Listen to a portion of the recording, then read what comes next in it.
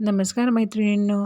आज आपण भरपूर भाज्या मिक्स करून नाचणीचे पौष्टिक आणि चवदार असे थालीपीठ तयार करणार आहोत. यासाठी मी इथे पाव किलो पत्ताकोबी, पाव किलो गाजर, 4 शिमला मिरच्या, 2 मोठे कांदे घेतलेले आहेत. पत्ताकोबी, शिमला मिरची आणि कांदा इथे मी बारीक चिरून घेतलेला आहे आणि गाजर हा किसणीच्या साहाय्याने किसून घेतलेला आहे. पत्ताकोबीमधले सगळे पाणी काढून जाण्यासाठी आता त्यामध्ये आपण थोडेसे मीठ टाकून थोडा वेळ तसेच राहू देऊ, म्हणजे नंतर त्याला पाणी सुटेल आणि आपल्याला ते सहजपणे काढता येईल. तुम्हाला यात जर लसूण मिरचीचा ठेचा टाकायचा असेल तर त्याची देखील आधीच तयारी करून ठेवा. यानंतर आता कढई गरम करायला ठेवलेली आहे. त्यामध्ये 3 कप पाणी टाकून घेतले. पाणी हे छानपैकी गरम होते तोपर्यंत आपण बाकीचे मसाले देखील यामध्ये टाकून घेणार आहोत. यामध्ये मी चवीनुसार म्हणजे 1 चम्मच मीठ टाकून घेतले. थालीपीठ हे थोडेसे खुसखुशीत होण्यासाठी यामध्ये 1 चम्मच साजूक तूप टाकून घ्यायचे. तुपाऐवजी तुम्ही तेल टाकले तरी देखील चालेल. यानंतर हिंग, 1 चम्मच हळद, 2 चम्मच धना जिरा मसाला आणि 5 चम्मच मिरची पावडर टाकून घेतलेली आहे. हे घरगुती मिरची पावडर आहे. तुम्हाला जर फार तिखट आवडत नसेल तर तुम्ही तुमच्या आवडीनुसार थोडे कमी जास्त हे करू शकता. यानंतर मी इथे 1 टेबलस्पून कसुरी मेथी आणि मूठभर शेवग्याचा पाला देखील टाकून घेतला आणि 1 चम्मच भरून कढीपत्त्याची पावडर टाकून घेतलेली आहे. पाण्याला छानपैकी उकळी आल्यानंतर त्यामध्ये 2 कप नाचणीचे पीठ आणि 2 कप ज्वारीचे पीठ टाकून घेतले.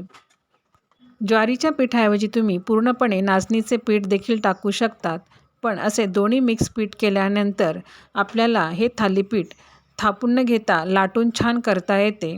आता तयार झालेले मिश्रण आपण छानपैकी मिक्स करून घेतले. मिश्रण हे 5 ते 7 मिनटं झाकून ठेवले आणि आता कोबी आपण छानपैकी पिळून घेऊया, म्हणजे त्यातील एक्स्ट्रा पाणी हे सगळे निघून जाईल. मी यामध्ये कोबी, गाजर आणि शिमला मिरची टाकलेली आहे. तुम्ही याऐवजी पालक किंवा मेथी टाकून जरी हे थालीपीठ केले तरी देखील त्यांची चव ही फारच छान लागते. अगदी वेगवेगळ्या प्रकारच्या भाज्या वापरून आपण हे असे नाचणीचे थालीपीठ तयार करू शकतो. मी यामध्ये आता मिरची आणि लसूणचा ठेचा न टाकता फक्त अद्रक टाकणार आहे. यात मी 2 इंच अद्रक हे किसून टाकलेले आहे. थालीपीठ खाताना अद्रकाची चव ही अतिशय मस्त लागते. मिश्रण हे गरमच आहे.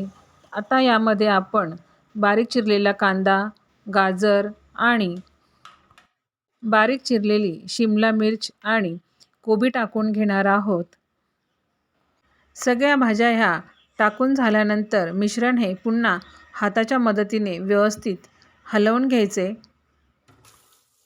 पीठ हे थोडेसे गरम असतानाच आपल्याला हे सगळे भाज्या यामध्ये मिक्स करून घ्यायच्या आहे, म्हणजे गरम वाफेमुळे कोबी आणि कांदा हा थोडासा सॉफ्ट होतो, त्यामुळे थालीपीठ आपल्याला लाटायला सोपे जाते. छान असे थालीपीठाचे पीठ मळून तयार झाले आहे. आता याचे छोटे छोटे गोळे तयार करून घेतले, म्हणजे भराभर एक एक गोळा घेऊन आपल्याला थालीपीठ हे लाटता येते. मी इथे 2 बर्नरवर 2 तवे ठेवून घेतलेले आहे. हे थालीपीठ आपण तांबूस रंगावर खरपूस होईपर्यंत शिजवून घेतो आणि थालीपीठ शिजताना गॅस आपल्याला लो टू मिडियमच ठेवायचा आहे. खूप जास्त जोरात करायचा नाही, नाहीतर आतून थालीपीठ हे कच्चे राहते. म्हणून असे 2 तवे ठेवून घेतले की थालीपीठ हे पटापट होतात. तयार होणाऱ्या थालीपीठाला तुम्ही तेल किंवा तूप लावू शकतात किंवा अशा प्रकारे पाणी लावून देखील हे थालीपीठ तुम्ही शिजवून घेऊ शकता. अशा प्रकारे एका बाजूने पाणी लावून नंतर मग तेल लावले तरी देखील थालीपीठ हे चवीला अतिशय छान लागतात. असे हे तयार होणारे थालीपीठ आपण प्रवासात किंवा सकाळी नाश्त्याला किंवा लंचमध्ये देखील खाऊ शकतो. इतके रुचकर असे हे थालीपीठ होतात. अशाच प्रकारे आता मी सगळेच थालीपीठ हे तयार करून घेते. तयार होणारे हे थालीपीठ खाताना तुम्ही दह्याची चटणी किंवा नुसते दही जरी वापरले तरीसुद्धा हे छान लागतात, किंवा शेंगदाण्याची चटणी लोणचं याबरोबर देखील हे थालीपीठ अतिशय रुचकर असे लागतात. किंवा काही नसले तरी नुसते तूप लावून जरी खाल्ले किंवा नुसते खाल्ले तरी देखील हे अतिशय छान लागतात. पहा, मस्तपैकी सगळेच थालीपीठ तयार झालेले आहेत आणि थालीपीठांचा रंग देखील अगदी सुरेख आलेला आहे. कोणत्याही प्रकारच्या मसाल्याचं वाटण न टाकता हे थालीपीठ तयार केलेले आहेत.